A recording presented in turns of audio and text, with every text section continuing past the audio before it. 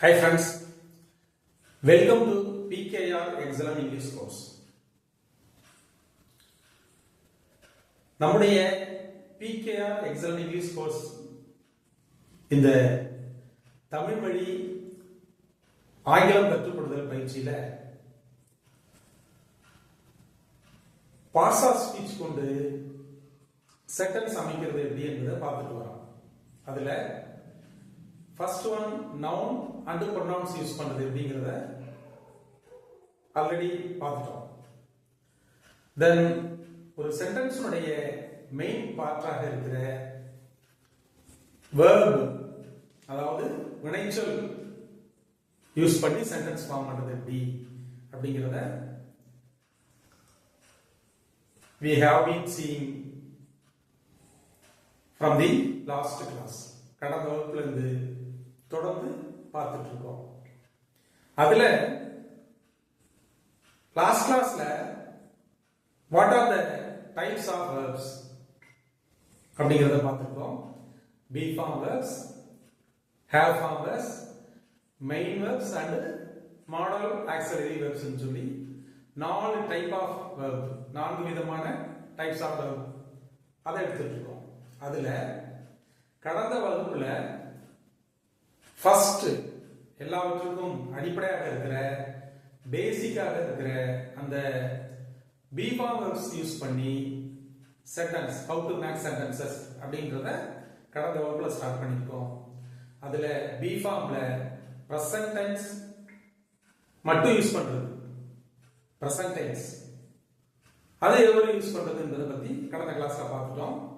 In today's class we are going to see how to use the be form verbs in past tense and future tense. கடந்த வகுப்புல be form verbs present tense எப்படி use பண்றதுன்றத பார்த்திருக்கோம். இன்றைய வகுப்புல be form verb உடைய past tense and future tense use பண்றது எப்படிங்கறத பார்க்க போறோம். ஃபர்ஸ்ட் என்ன எடுத்துக்கிறோம்னா பாஸ்ட் டென்ஸ் எடுத்துக்கிறோம். பி ஃபார்ம் உடைய பாஸ்ட் டென்ஸ் யூஸ் பண்ணும்போது சப்ஜெக்ட் வைஸ், சப்ஜெக்ட்டுக்கு தக்கவாறு அந்த வெர்ப் எப்படி யூஸ் ஆகுங்கிறத இப்ப பார்க்கிறோம். For example, past be form உடைய past tense I, he, she, it. I, he, she, it. Then singular name.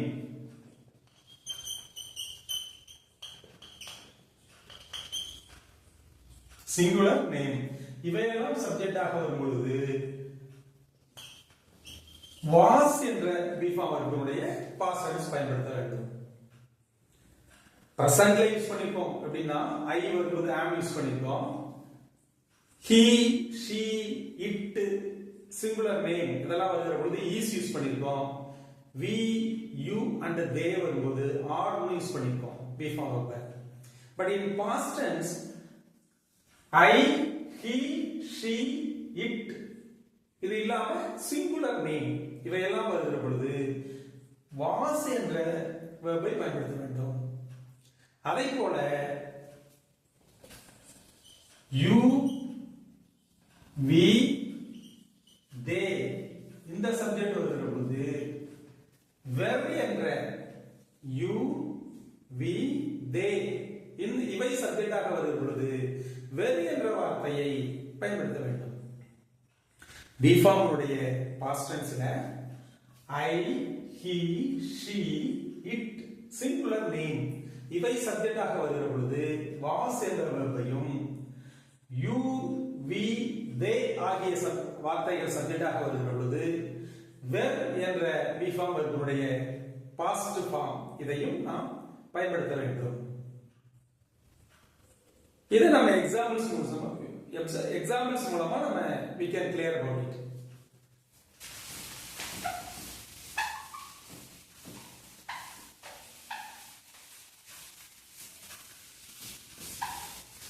For example,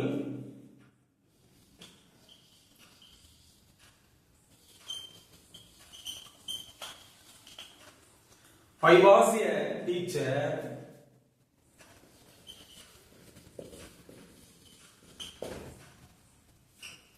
I was a teacher last year. Past tense சொல்கிற பொழுது I was a teacher last year. That means என்ன meaning? நான் கடந்த ஆண்டு ஒரு ஆசிரியராக இருந்தேன். Already சொல்லிருக்கோம் பீங்கிறதுக்கு இரு என்ற மீனிங்ல வரும். அதனுடைய பாஸ்ட் டென்ஸ். இப்ப அந்த பாஸ்ட் டென்ஸ் சவுண்ட் எப்படி வருது? நான் கடந்த ஆண்டு ஒரு ஆசிரியராக இருந்தேன். That means நாம இப்ப ஆசிரியராக இல்லை. இப்போது நான் ஆசிரியராக இல்லை. I have retired from my service. நான் என்னுடைய சர்வீஸ்ல இருந்து ஓய்வு பெற்று விட்டேன். சோ கடந்த ஆண்டு நான் ஒரு ஆசிரியராக இருந்தேன். அப்ப இந்த இடத்துல I என்ற சப்ஜெக்ட் வருகிற பொழுது was என்ற be form உடைய past tense அந்த வடிவத்தினை பயன்படுத்துறோம். அதே போல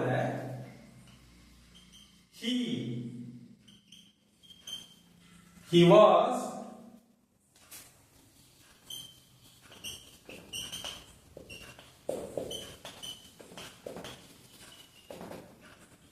He was a doctor in Chennai. He was a doctor in Chennai. He was இங்க was யூஸ் பண்றோம் பாருங்க. He was a doctor in Chennai. என்ன அர்த்தம்? அவர் சென்னையில் ஒரு டாக்டராக பணிபுரிந்தார். அவர் சென்னையில் ஒரு டாக்டராக பணிபுரிந்தார். பாஸ்ட்ல சொல்றோம். So he was a doctor in Chennai. அதுபோல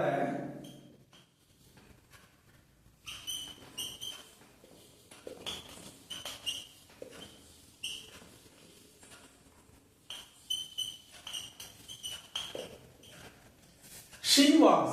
Next என்ன எடுத்துக்கிறோம்? She was feminine. She was a very good dancer. She was a very good dancer. That means அவள் ஒரு சிறந்த மிகச்சிறந்த ஒரு டான்சராக இருந்தாள். அவள் ஒரு மிகச்சிறந்த டான்சராக இருந்தாள்.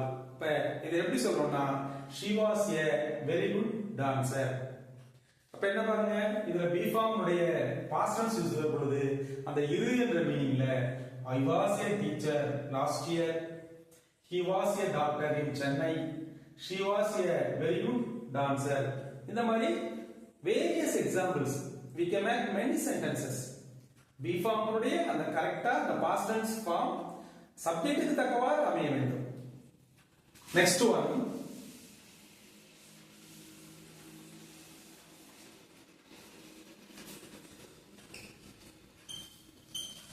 It was a it என்ற சப்ஜெக்டை பயன்படுத்துகிறோம். It was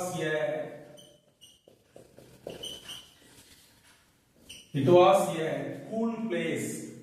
என்ன மீன் சொல்றோம்? It was a cool place. அந்த இடம் ஒரு குளிரான இடமாக இருந்தது. அந்த இடம் அது ஒரு குளிரான இடமாக இருந்தது.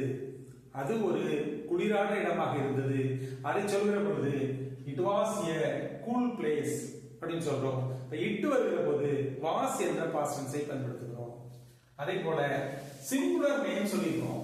சிங்குலர் நேம் ப்ளூரல் வருகிற போது one or two members ரெண்டு பேர் சேர்ந்துட்டாங்கன்னா அது verb ஆயிடும். பட் சிங்குலர் நவுன் வருகிற பொழுது for example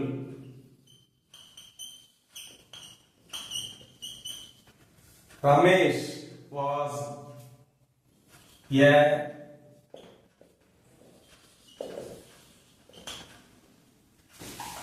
Ramesh was a tailor. Ramesh was a tailor in Trichy. என்ன எடுத்துக்கிறோம்? ஒரு சிங்குலர் நேம் எடுத்துக்கிறோம். Ramesh was a tailor in Trichy. That means Ramesh என்பவர் திருச்சியில ஒரு தையல் கலைஞராக வேலை பார்த்தார். ரமேஷ் என்பவர் திருச்சியில் ஒரு தையல் கலைஞராக இருந்தார். இப்ப Ramesh was a tailor in Trichy.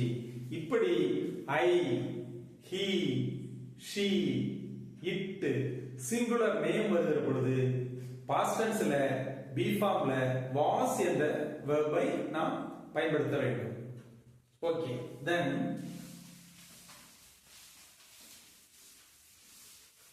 அடுத்து என்ன சொல்லிருக்கோம்? யூ, வி, தே இந்த சப்ஜெக்ட் வரும்பொழுது வேர் என்ற வார்த்தை யூ, வி, தே இந்த மூணு சப்ஜெக்ட் வருகிற பொழுது வேர் என்ற வார்த்தையை நாம் பயன்படுத்த வேண்டும்.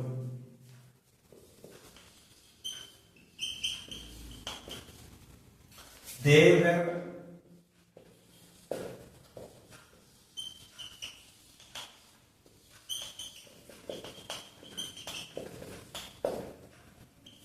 for example பாருங்க they were cricket players last month. They were cricket players last month. என்ன மீனிங்? அவர்கள் சென்ற மாதம் கிரிக்கெட் வீரராக இருந்தார்கள்.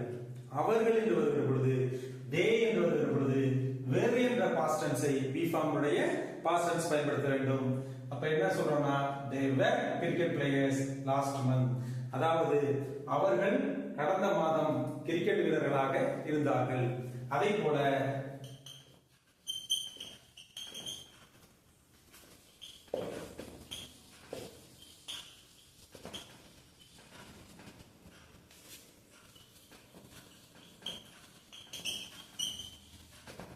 another example மற்றொரு எக்ஸாம்பிள் பார்க்கிறோம். we என்ற சப்ஜெக்ட் வருகிறது. அப்ப we were in the classroom yesterday. We were in the classroom yesterday. That means நாங்கள் நேற்று வகுப்பறையில் இருந்தோம். நாங்கள் நேற்று வகுப்பறையில் இருந்தோம். இதை எப்படி சொல்றோம்னா we were in the classroom yesterday. இதை யூஸ் பண்ணிக்கலாம். Then they, we, you were.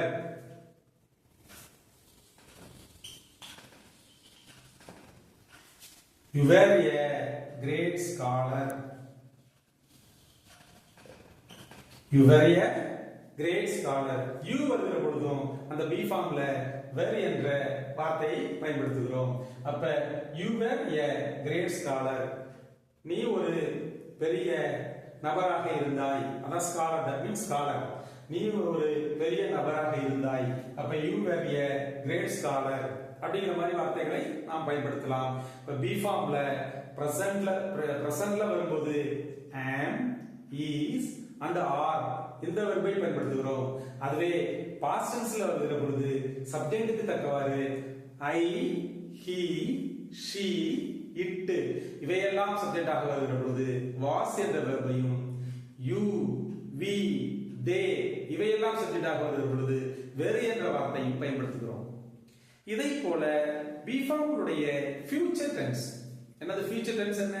Already சொல்லிருக்கோம். tense என்பது there are 3 types of tenses. மூன்று வகைப்படுத்துகிறோம். first one present tense, then past tense and future tense. அதாவது நிகழ்காலத்தை சொல்வது, கடந்த காலத்தை சொல்வது, எதிர்காலத்தை சொல்வது. அப்படி பார்க்கும் பொழுது be formல present tense பார்த்திருக்கிறோம், past tense பார்த்திருக்கிறோம். Then now we are going to see how to use be form verbs in future tense. எதிர்காலத்தில் வரக்கூடிய வாக்கியங்களை அமைக்கிற பொழுது, எதிர்கால செய்திகளை, எதிர்கால நிகழ்வுகளை குறிப்பிடும் பொழுது அந்த be form உடைய வெர்பை எவ்வாறு பயன்படுத்துவது என்பதை we are going to see now.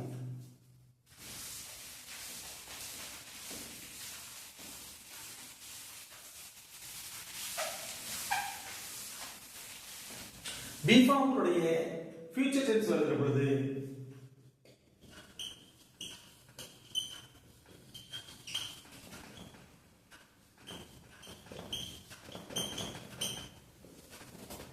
be form உடைய future tense வருகிற பொழுது சப்ஜெக்ட் என்ன வேணாலும் இருக்கலாம். I இருக்கலாம், we, you, they, he, she, it, whatever it may be. எந்த ஒரு சப்ஜெக்டாக இருக்கலாம். அந்த சப்ஜெக்ட்டுக்கு பக்கத்தில் future வருகிற பொழுது will be அப்படிங்கிற வார்த்தையை be form உடைய future tenseல நாம் பயன்படுத்திக் கொள்ள வேண்டும்.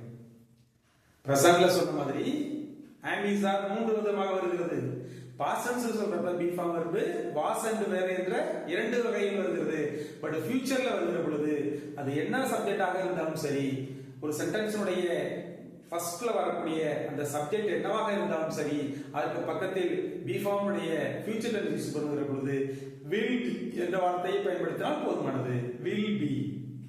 இதுக்கு என்ன மீனிங்? பிரசன்ட்ல இருக்கும்போது என்ன சொல்றோம்? எப்படி சவுண்ட்ஸ் வருது எப்படின்னா இருக்கிறேன், இருக்கிறான், இருக்கிறது அப்படின்னு சொல்லும்போது பிரசன்ட் சவுண்ட் வருகிறது. இதே பாஸ்ட் டென்ஸ் சொல்ற போது இருந்தேன், இருந்தது, இருந்தார்கள் அப்படிங்கிற மீனிங் யூஸ் பண்ணிருப்போம். அதே போல இன் ஃபியூச்சர்ல பி ஃபார்ம் உடைய அந்த வெர்புடைய சவுண்ட் எப்படி வரும்னு சொன்னா இருக்கும், இருப்பேன், இருப்பால், இருப்பான், அந்த மாதிரி இன் ஃபியூச்சர் இந்த மாதிரி சவுண்ட்ல அதை யூஸ் பண்ண போறோம். அதுக்கு என்ன செய்யறோம்னா எந்த சப்ஜெக்டாக இருந்தாலும் சரி அதுக்கு பக்கத்தில் will be என்ற அந்த பி ஃபார்ம் உடைய ஃபியூச்சர் டென்ஸ் ஃபார்மை பயன்படுத்த வேண்டும்.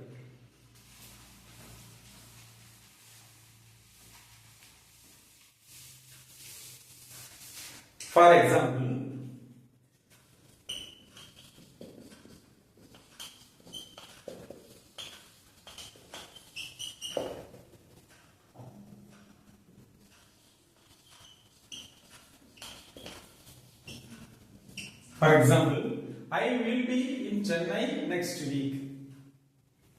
I will be in Chennai next week. What is the meaning? நான் அடுத்த வாரம் சென்னையில் இருப்பேன். In future, நான் அடுத்த வாரம் சென்னையில் இருப்பேன். அதை எப்படி சொல்றோம்னா I will be in Chennai next week.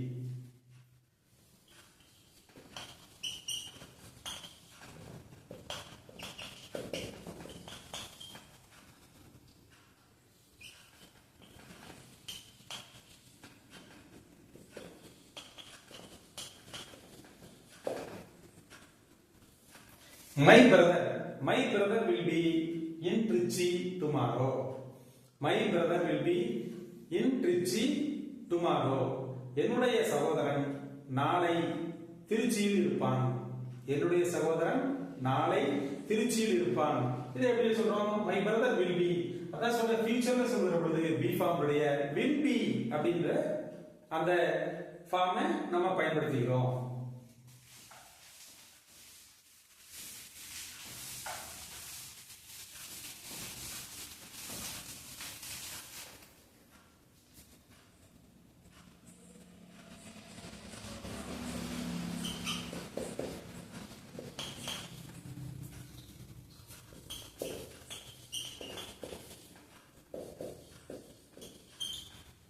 இப்படியோட சொல்லலாம். It will be a chance to you. It will be a chance to you. That means அது உனக்கு ஒரு நல்ல வாய்ப்பாக இருக்கும். இருக்கும் in future. அது உனக்கு ஒரு நல்ல வாய்ப்பாக இருக்கும். இதை சொல்கிற பொழுது it will be a chance to you. It will be a chance to you.